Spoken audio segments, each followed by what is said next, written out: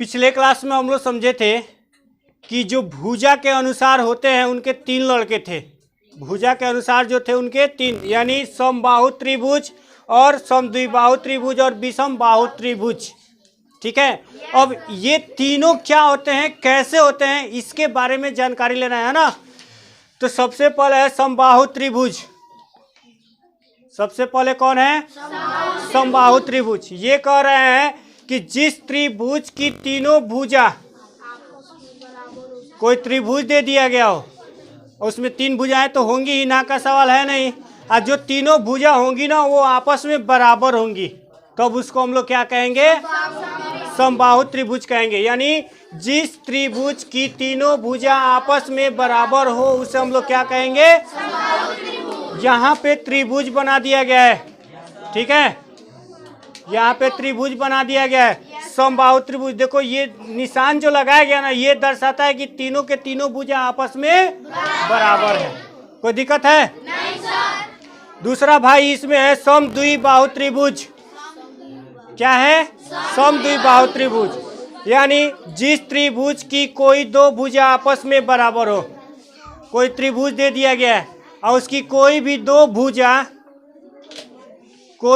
भुजा क्या हो, आपस में बराबर, उसको हम लोग क्या कहेंगे?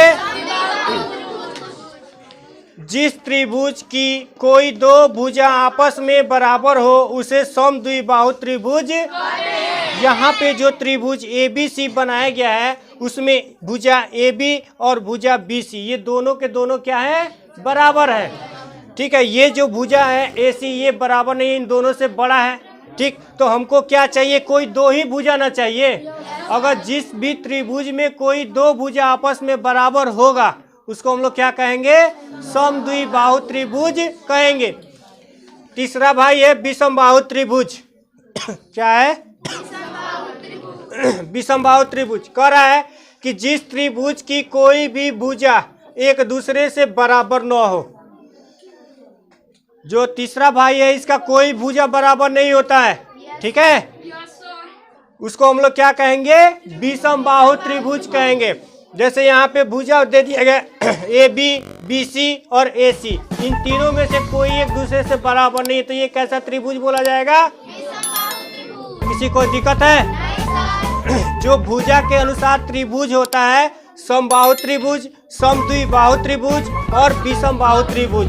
ठीक है, समद्विबाहु त्रिभुज का परिभाषा, समद्विबाहु त्रिभुज का परिभाषा और विषमबाहु त्रिभुज का परिभाषा, तीनों के तीनों दे दिया गया है। अगले क्लास में हम लोग जानेंगे कोण के अनुसार जो परिभाषा होता है त्रिभुज का, उसके बारे में। ठीक है।